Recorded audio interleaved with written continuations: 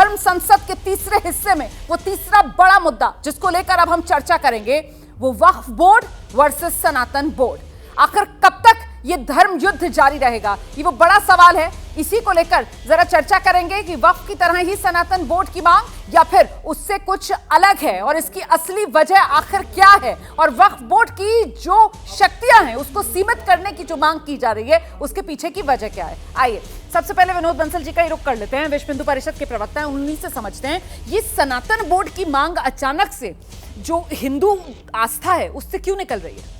देखिए बात यह है कि अभी बल्कि सनातन बोर्ड नहीं, उससे भी आगे समाज निकल चुका है। पूज्य संतों ने अभी इसी कुंभ में तय किया कि अभी हमें किसी बोर्ड की आवश्यकता नहीं है। हम कहते हैं एक कानून होना चाहिए जो कि सारे रिलीजन की प्रॉपर्टीज़ को, जो रिलीजियस प्रॉपर्टी है, जो एंडोमेंट है, उनकी सबकी देखभाल, रख रखाव और उनकी अपकीप कर सके, उसको अपलिफ्टमेंट कर सके। उसको सारे धर्मों के लिए, हिंदू मुसलमान सबके लिए एक कानून बना दो। उसके लिए एक कानून बनना चाहिए। देखिए डिस्पैरिटी क्यों, जब मेरा देश एक है तो कानून भी एक होना चाहिए ना जी। सबके रिलीजियस राइट एक हैं। तो मैं कहता हूँ अगर प्रॉपर्टी चाहे मुसलमान की है कि क्रिश्चियन की है कि ईसाई की है, हिंदू की, क्या फर्क पड़ना है उसमें, उसके लिए कानून होना चाहिए। वो कानून सारी किसको शक्ति किसको दी जाए, शक्ति समाज को मिलनी चाहिए, शक्ति समाज को मिलनी चाहिए। हिंदू जो धार्मिक स्थल हैं उसके लिए देख रेख की जिम्मेदारी हिंदुओं को और मुस्लिम वालों की मुसलमानों। डेफिनेटली वो कानून एक होना चाहिए, लेकिन कानून होना चाहिए। और उसके बाद हमने ये कहा कि देखिए वो जो अभी जो विजयवाड़ा से जो आंदोलन शुरू हुआ 5 जनवरी को, उस आंदोलन के माध्यम से पूज्य संतों ने ये भी तय कर दिया कि भाई हम जो है ना जी सेंट्रल लेवल पर, स्टेट लेवल पर और डिस्ट्रिक्ट लेवल पर इस तरह की कमेटियां बनाएंगे जो कि that will comprise of different type of person. उसमें सारे मतपंथ संप्रदाय की और आप जो बात कह रहे हैं, अब अभी तक जो हिंदू संप्रदाय है उसको इस बात को लेकर शिकायत है कि साहब हमारे मंदिर और उसका पैसा जो है उसका एक हिस्सा सरकार ले लेती है। इस बात को लेकर आपत्ति है। सबसे बड़ी दिक्कत यह है कि सनातन बोर्ड के रूप में जो बात की गई है वो इसलिए की गई है कि अभी तिरुपति बालाजी के अंदर जो केस हुआ उसके अंदर क्या था, सनातन बोर्ड हिंदुओं का बोर्ड, मंदिर का बोर्ड हिंदू मंदिर, और उसके अंदर क्रिश्चियन हेड,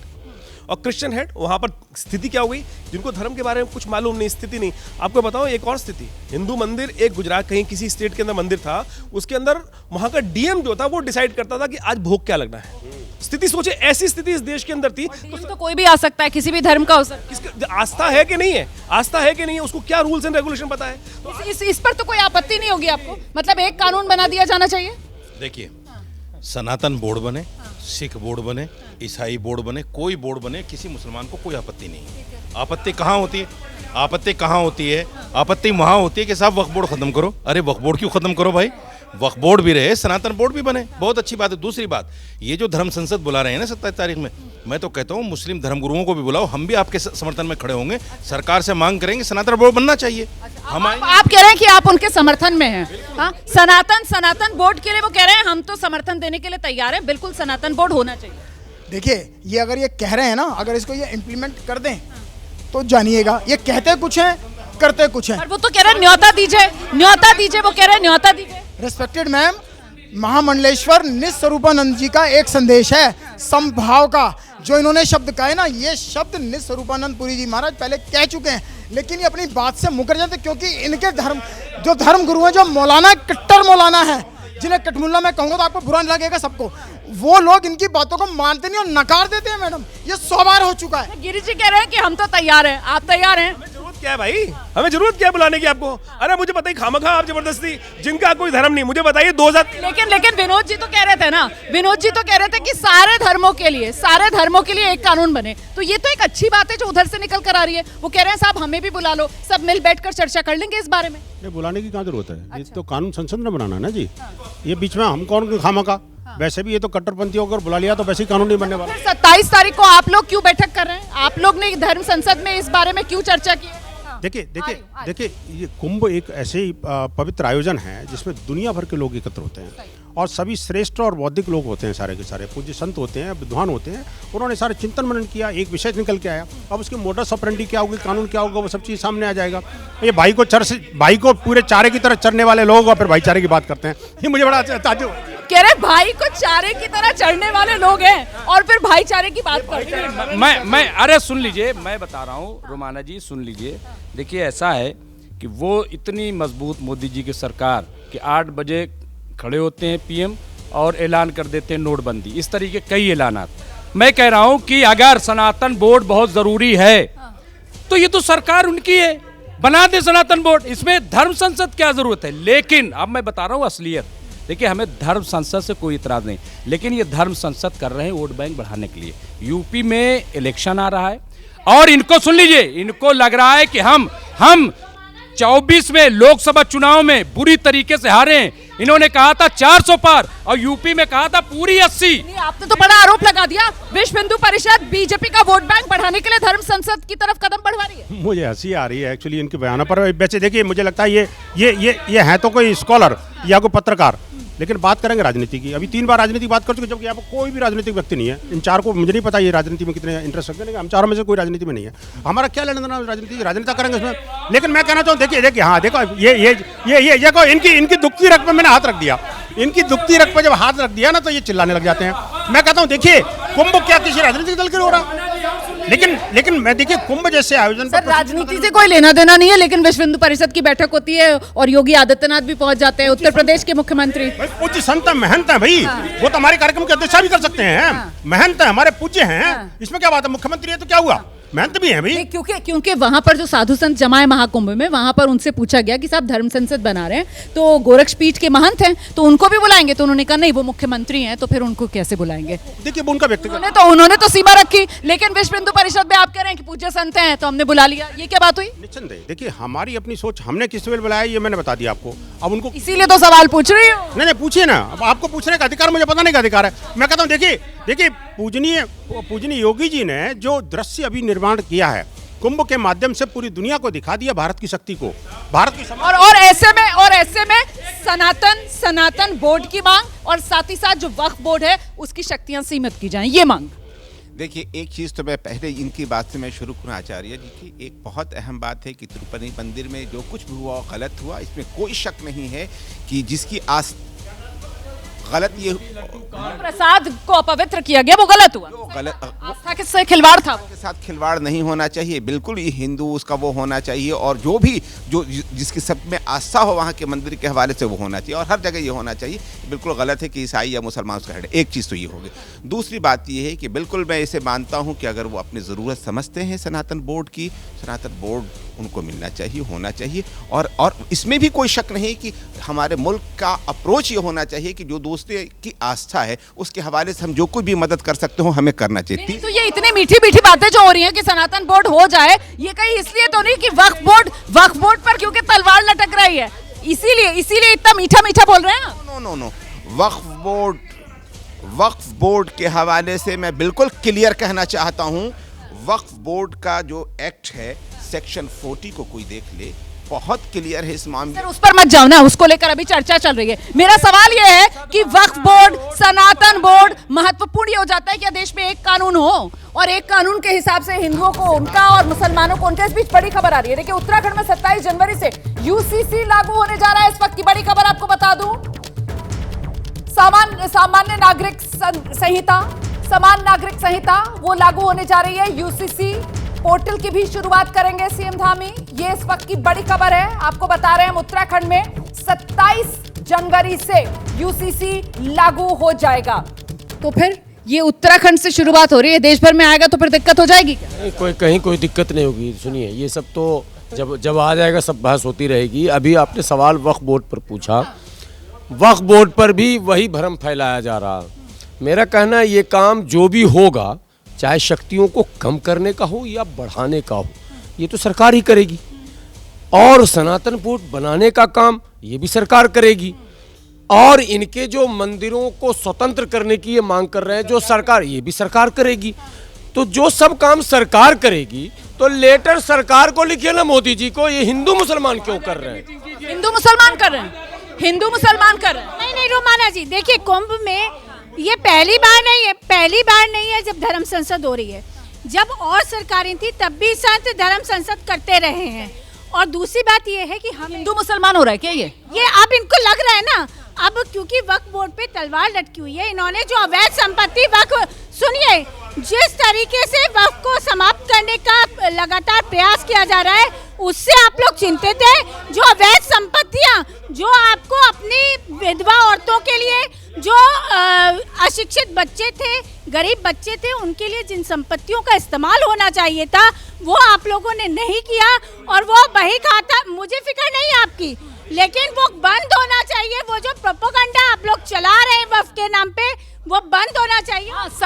सरकार ले तो आई है ना, बिल तो सरकार ले आई है ना, जेपीसी के पास भेजा गया है ना, और इस सत्र के अंदर आएगा, और पास अगर हो गया तो फिर मानना ही पड़ेगा। देखिए बात सुनिए, तो तलवार तो लटकी हुई है ना। के पास ना तो सीमित अधिकार हैं, असीमित अधिकार हैं, ना वक्फ बोर्ड जो है किसी की संपत्ति को हथियाता है। दिल्ली के अंदर 250 बीघे जमीन केंद्र सरकार के पास है हमारी, जो 1970 की गजट की है। ना सरकार उसका किराया दे रही है, ना सरकार उसको छोड़ रही है।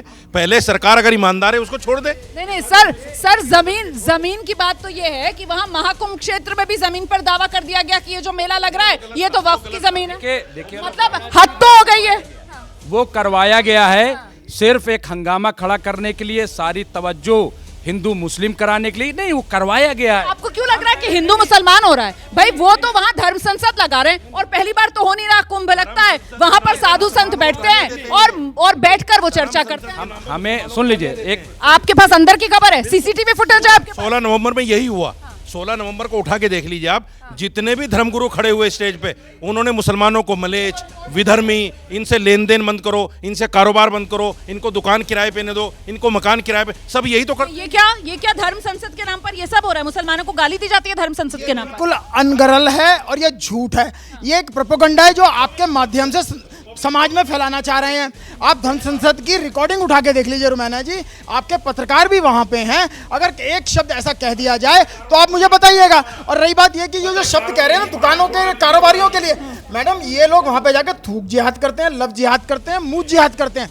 अभी तक के आंकड़ों में हर चैनल पे बताया गया है कि ये करने वाले केवल मुस्लिम हैं, पत्रकार के साथ ये मुस्लिम हैं। ठीक है, जल्दी से विनोद जी, जल्दी से। ये धर्म संसद के नाम पर हिंदू मुसलमान कर रहे हैं क्या? भारत तो सर अखंड रहेगा, एक रहेगा, तभी हम विकसित बनेंगे 2047 तक। तो एकता के लिए काम करना होगा ना। पूजनीय सरसंघ चालक जी ने बड़ा स्पष्ट तौर पर इस बात को कह दिया, और सब मानते हैं इस बात को। लेकिन जिसका नाम ही धर्म संसद है, उसमें अधर्म की बात कैसे हो सकती है? लेकिन कुछ लोगों ने कसम खा रखी है। तो कह रहे हैं कि गालियां देने का काम करते हैं मुसलमानों को, गालियां देने का काम होता है मुसलमानों को। आप भ्रम दूर कीजिए ना। जिसकी रही भावना, जैसी प्रभु मूर्त देखी तुम तैसी, चूंकि देते हैं इसलिए उनको पता है कि बाकी लोग वहां भी देते होंगे। मैं कहता हूँ पूज्य संत जिसकी बात कर रहे हो, जो भगवत चोला धारण कर लिया, जिसने सब दुनिया छोड़ दी, वो गाली किसको देगा भाई? मुझे एक बात बता दो ना जी। लेकिन ये समझ में नहीं आएगा ना। इनको तो लगता है कि ये कट्टरपंथी चेहरे हैं ना, वैसे ही वहां होंगे। ऐसा नहीं होता, हिंदू समाज में ऐसा नहीं है। यहाँ पर सब लोगों को गंभीरता से लेते हैं। एक और बात बताऊं, देखिए जो इन्होंने कहा कि वक्फ बोर्ड के बारे में, किसके बारे में, कुकर्मा के बारे में किसको नहीं पता भाई। मैं एक और बात करूं लास्ट में, मैं इनसे पूछ लीजिए, जो हमने कहा है कि एक कॉमन लॉ बनना चाहिए, क्या इससे सहमत है? जवाब लेती हूँ, कॉमन लॉ से सहमत हैं या नहीं है? और वो कह रहे हैं कि साहब ये लोग खुद कट्टरपंथी हैं, तो इनको लगता है कि धर्म संसद में जैसे इनके यहाँ जब धर्म को लेकर चर्चा करते होंगे तो दूसरे धर्म वालों को गाली देते होंगे, काफिर कहते होंगे, वैसे ही इनको लग रहा है हमारे यहाँ हो रहा है। नहीं, एक तो काफिर कहते होंगे का मतलब काफिर गाली तो है नहीं, काफिर तो एक नाम है, ठीक है। अब उसको ये कहते होंगे कर रहे थे कि हमारे यहाँ कहीं भी कोई भी आलिम, किसी को काफिर कह दिया जाएगा? किसी को अधिकार है किसी को काफिर कहने का? गाली शब्द है क्या? अगर मैं बिहार का हूँ मुझे बिहारी कहेगा तो गाली है क्या? मैं मुसलमान हूँ मुझे मुसलमान कहा तो गाली है क्या? हिंदू को हिंदू कहा तो ये गाली है? एक तो नॉन है, पढ़ाया गया ना, non pronoun adjective verb adverb preposition conjunction जब पढ़ाया जाता है उसको समझिए ना भाई, जो नॉन है। काफिर गाली नहीं है, ठीक है, वो कह रहे हैं काफिर गाली है ही नहीं, काफिर गाली है ही नहीं। ये सूरा आयत नंबर जहाँ दिखाई दे रही है, मैं पढ़ के सुना रहा हूँ, उसके अंदर कहा है जहाँ काफिर दिखाई दे उसको मार दो, गर्दन काट दो, गर्दन।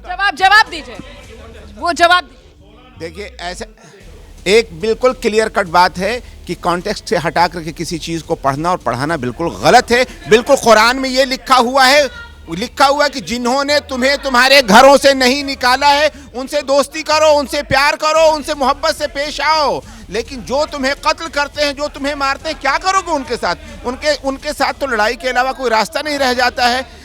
कॉन्टेक्स्ट से हटा करके आप शब्दों को देखेंगे तो बिल्कुल वो गलत। मैं आगे बढ़ रही हूँ। मैं ये जानना चाहती हूँ कि एक कानून के तहत सब धर्मों के अलग अलग धार्मिक स्थल जो हैं वो गवर्न हो, ये मंजूर है या नहीं? जिस बात का जिक्र वहां पर विनोद जी ने किया। रोमाना जी, हम पहले भी कहते रहे हैं कि तमाम हमारे जो औकाफ हैं, ये जो वक्फ बोर्ड बना है, हम इसको कभी नहीं, हम तो कह रहे हैं जैसे गुरु प्रबंधक कमेटी है, हमें इख्तियार दिया जाए। चेयरमैन जो बनता है सरकार का बनता है, मेंबर सरकार को भी वक्फ बोर्ड पसंद नहीं है? नहीं, बिल्कुल नहीं, हमें पसंद नहीं, हमें वक्फ बोर्ड नहीं, हमें बिल्कुल नहीं, हमें जो है वक्फ बोर्ड नहीं, सब सरकार के हाथ में, वो लूट रही सरकार, हमारे हाथ में तो वक्फ बोर्ड आपको भी पसंद नहीं? वक्फ बोर्ड सरकार के हाथ में हमें पसंद नहीं है।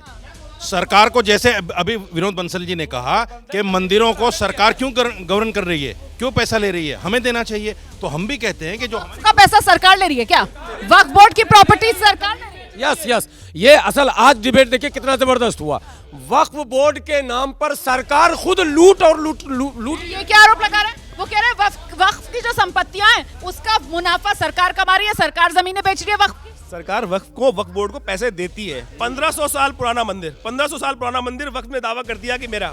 अभी रशीदी साहब यहाँ मस्जिद में यहाँ पर चैनल पे नमाज पढ़ रहे थे, कल कह देंगे मैंने पढ़ी और मेरी हो गया। नहीं, नमाज नहीं पढ़ रहे थे सर, गलत भ्रम मत फैलाइए। ब्रेक था, वो बैठ गए थे, उनके घुटनों में तकलीफ है, आप ऐसे नहीं, ये गलत बात है। आपने बड़े आराम से कह दिया कि चैनल पर नमाज पढ़ रहे थे, स्टूडियो में नमाज कैसे पढ़ेंगे सर? नहीं, ऐसा भ्रम नहीं, प्लीज आप पहले क्लियर कीजिए कि नमाज नहीं पढ़ रहे। नहीं पता, मुझे बैठे हुए लग रहे थे। वो सिर्फ बैठे थे वहां पर और वो चाय पी रहे थे सर, कोई नमाज पढ़ते हुए चाय नहीं पी। नहीं, बिल्कुल सुनिए मेरी बात, ये सुनिए। अभी इन्होंने बोला कि जो मौलाना साहब ने जो कुंभ की लैंड थी उसके ऊपर गलत बयान करी, तो मुझे बताइए धर्म से बेदखल करेंगे? दोबारा बोलिए। जो मौलाना साहब ने वहां पर, एक मौलाना साहब खड़े हुए हैं जिन्होंने कहा कि कुंभ की जो लैंड है वो वक्फ की लैंड है, और कह रहे हैं उन्होंने फालतू बोला। मैं कह रहा हूं उनको बाहर निकालेंगे, फतवा तैयार करेंगे, फतवा करेंगे उसके खिलाफ। उन्होंने गलत बयानी की तो उनके खिलाफ फतवा क्यों नहीं? वो कह रहे हैं कि ऐसे लोगों के खिलाफ फिर फतवा आना चाहिए ना, संदेश दिया जाना चाहिए। मैं बोलता हूं, किसी भी मुस्लिम धर्मगुरु ने, किसी भी मुस्लिम ऑर्गेनाइजेशन ने उस बयान का समर्थन नहीं किया। सबने कहा इसके खिलाफ कार्रवाई हो। आज तक उसके खिलाफ FIR तक नहीं हुई, आज तक उसके खिलाफ FIR नहीं हुई। इसको करवानी चाहिए थी FIR, इनको करानी चाहिए, क्योंकि योगी जी ने बयान दिलवाया था। वो बयान योगी जी ने दिलवाया था ताकि हिंदू मुसलमान हो। ऐसे व्यक्ति के खिलाफ FIR क्यों नहीं दर्ज करवाई? वो कह रहे हैं कि साहब कोई भी मुस्लिम धर्मगुरु उसके समर्थन में था ही नहीं, हिंदू धर्मगुरु ने उस व्यक्ति के खिलाफ FIR दर्ज क्यों नहीं करवाई? मैं बताता हूँ मौलाना, इनकी कथनी और करनी दोनों में बड़ा फर्क है। ये स्वीकारते हैं, ये एक अध्यक्ष होते हुए अपने किसी भी ऐसे व्यक्ति को जो समर्थन करता है कि वो वक्फ की जमीन है, इन्होंने विरोध क्यों नहीं करा? क्यों नहीं? वो तो कह रहे हैं हमने विरोध किया, वो कह रहे हैं कि आपने FIR दर्ज क्यों नहीं करवाई? रेस्पेक्टेड मैम, सबसे पहले FIR इनको करानी चाहिए थी कि वो ऐसी अनगढ़ बात क्यों कह रहा है। ये बदनाम होते हैं मैम, इनका हक नहीं बनता था। सरकारी जमीन को कोई कह रहा है कि साहब ये वक्फी जमीन है, तो उसके खिलाफ FIR क्यों नहीं? विश्व हिंदू परिषद ने उसके खिलाफ FIR क्यों नहीं दर्ज करवाई? नहीं, वो तो नंगा हो गया अपने आप ही। लेकिन मैं एक बात कहना चाहता हूँ, ये कहकर आप बच नहीं सकते ना, क्योंकि वहां से कहा जा रहा है कि जानबूझकर मुसलमानों को बदनाम करने के लिए इस तरीके के बयान दिलवाए गए। तो FIR क्यों नहीं करवाई उस व्यक्ति के खिलाफ जिसने भाईचारा सौहार्द खराब करने की कोशिश? देखिए वो सरेंडर हो गया ना, कितने पागलों के खिलाफ करवाएंगे। एक बात, दूसरी बात मैं कहना चाहता हूँ, देखिए इन्होंने जो बात कही ना, कभी बात में फतवा जारी करते हैं, लेकिन अब वो जो पेशाब करने वाले, जूस में पेशाब मिलाकर बेचने वाले, थूकने वाले, इन पर किसी ने कोई जारी किया क्या? किसी भी मुसलमान ने? जारी है, वो कह रहे हैं जारी है।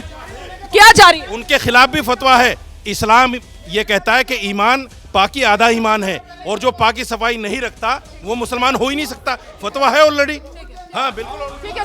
समय मेरे पास आज इतना ही है। धर्म संसद और दोनों तरफ से, हिंदू पक्ष मुस्लिम पक्ष से आपने जोरदार बहस देखी। कुल मिलाकर महाकुंभ से वो जो 5 संदेश आए हैं, क्या वो आने वाले समय में इस देश के अंदर, भारत के समाज के भीतर हिंदू और मुसलमान का क्लेश बढ़ाने वाले हैं?